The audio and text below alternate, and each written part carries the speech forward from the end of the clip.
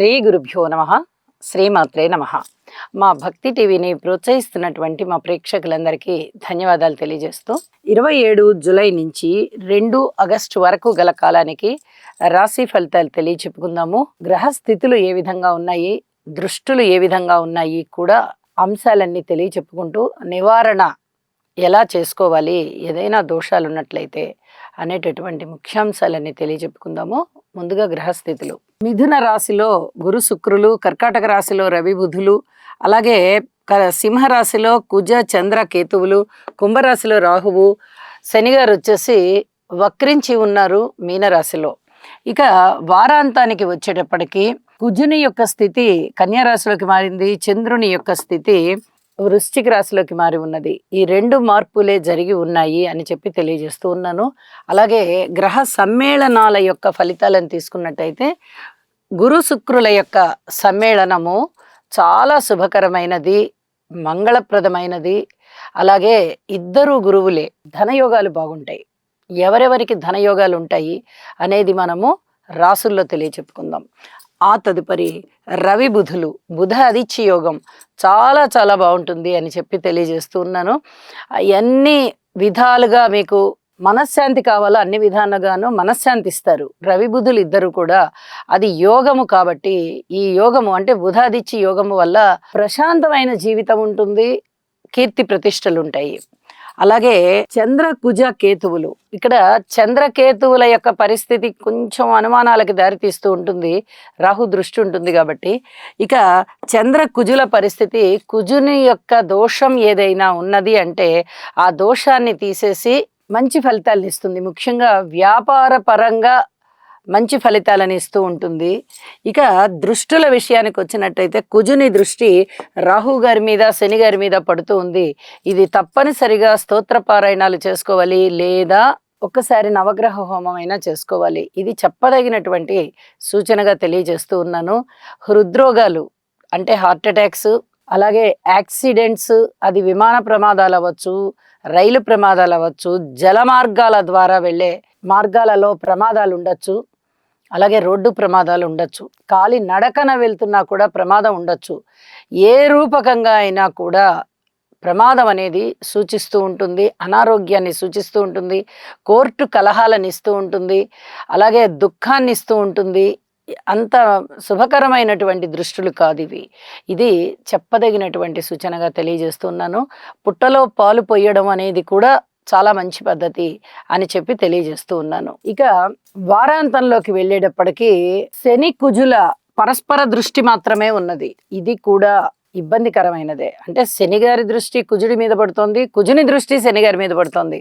ఇక్కడ వార ప్రారంభంలో మనము ప్రతివారము చెప్పుకుంటున్నాము, గమనించండి ప్రేక్షకులు. కుజుని దృష్టి రాహు మీద పడుతూ, రాహు దృష్టి కుజ కేతువుల మీద కూడా పడుతోంది. అయితే ఇక్కడ కుజుని దృష్టి 8వ దృష్టి మాత్రమే శనిగారి మీద పడుతోంది, శనిగారి దృష్టి కుజుని మీద లేదు. ఇక్కడ శని కుజుల యొక్క పరస్పర దృష్టిలు ఉన్నాయి. ఇది గమనించదగ్గ సూచన. అంటే ఆ దోష తీవ్రత కొంచెం పెరుగుతోంది, పరిహారాలు తప్పనిసరిగా చేసుకోండి అని చెప్పి సూచన చేస్తూ ఉన్నాను. కుజ శని పరిహారాలు ఎక్కువగా చేసుకోవాలి. ఏ రాసులకి చేసుకోవాలనేది ఆ రాసుల్లో తెలియచెప్తాను. అయితే గురువు గారి దృష్టి 9వ దృష్టి రాహు గారి మీద పడుతూ ఉంది. ఇది నాస్తిక భావాల్ని పెంపొందింపజేస్తూ ఉంటుంది. ప్రయత్నపూర్వకంగా దైవ ప్రార్థనలు చేసుకోవడం చాలా చాలా మంచిది. ఇక రాశి వివరాల్లోకి వెళ్దాము. కుంభరాశి. కుంభరాశి వారికి ఈ 27 జూలై నుంచి 2 ఆగస్టు వరకు గల కాలానికి వీరు నక్కని తొక్కితే ఎంత గొప్ప ఫలితాలు ఉంటాయి, అది అదృష్టవంతమైన కాలం అని మన పెద్దలు చెప్తూ ఉన్నారు. కుంభరాశి వారికి అంత అదృష్టమైన కాలం అని చెప్పి ఇప్పుడు మనం ఇక్కడ చెప్పుకోవచ్చు. గ్రహస్థితులు అంత చక్కగా ఉన్నాయి. పంచమ స్థానంలో గురు శుక్రులు ఉన్నారు, షష్ఠ స్థానంలో రవి బుధులు ఉన్నారు, సప్తమ స్థానంలో చంద్రుడు ఉన్నారు. వెరసి 5 గ్రహాలు బాగున్నాయి అంటే అది మాటలైన విషయం కాదు. అద్భుతమైనటువంటి ఫలితాలు ఉంటాయి. ఏ విధమైనవి? సంతాన రీత్యా బాగుంటుంది, మాతృవర్గ రీత్యా బాగుంటుంది, అలాగే పితృవర్గ రీత్యా బాగుంటుంది. మంచి సలహాలు, సంప్రదింపులు, సహాయ సహకారాలు ఇవన్నీ కూడా చాలా అద్భుతంగా ఉంటాయి. కీర్తి ప్రతిష్టలు ఉంటాయి, ధన ఆదాయం బాగుంటుంది. కుటుంబంలో మటుకు కొన్ని రకాలైనటువంటి చింతలు ఉండడానికి అవకాశం ఉంటుంది. వీటిని పరిష్కరించుకోవడానికి ఓర్పు కలిగి ఉండండి.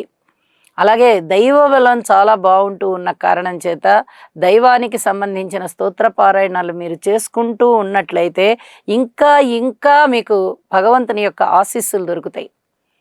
ఇది చాలా చెప్పదగినటువంటి సూచన. కార్యసిద్ధి కలుగుతుంది.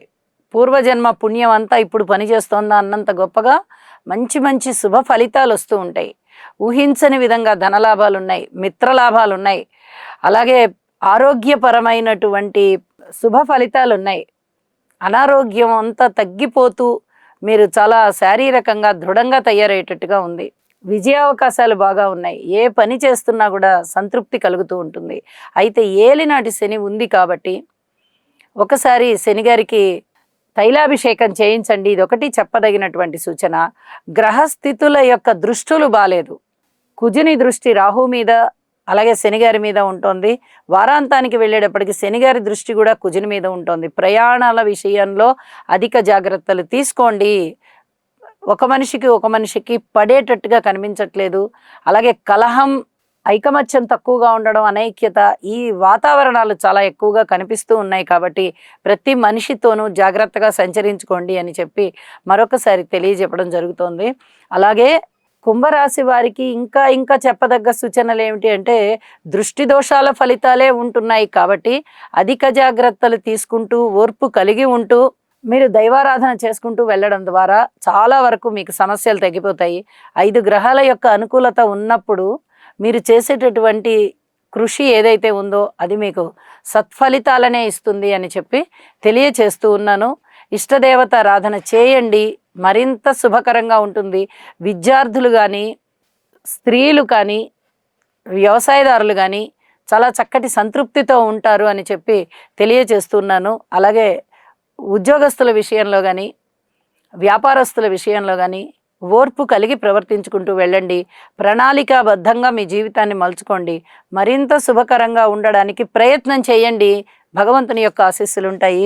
వారాంతంలోకి వెళ్ళేటప్పటికీ కుజుని యొక్క స్థితి అంత పూర్తిగా బాలేదు, కానీ చంద్రుని యొక్క స్థితి చాలా వరకు మనశ్శాంతిని పెంచేటట్టుగానే ఉన్నది. ఉద్యోగ జీవితంలో చక్కటి సంతృప్తినిచ్చి కార్యసిద్ధిని కలిగిస్తూ ఉన్నది అని చెప్పి తెలియజేస్తూ ఉన్నాను. శుభం. శుక్రగ్రహం యొక్క అనుకూలత కొరకు హిమకుంద మృణాళాభం దైత్యానాం పరమం గురుం సర్వశాస్త్ర ప్రవక్తారం భాగం ప్రణమామ్యహం.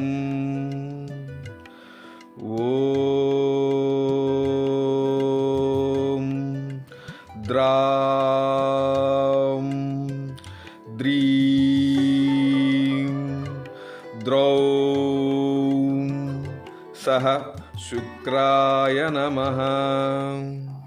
గురుగ్రహ అనుకూలత కొరకు దేవానాం చ ఋషీణాం చ గురుం కాంచన సన్నిభం బుద్ధిమంతం త్రిలోకేశం తం నమామి బృహస్పతిం.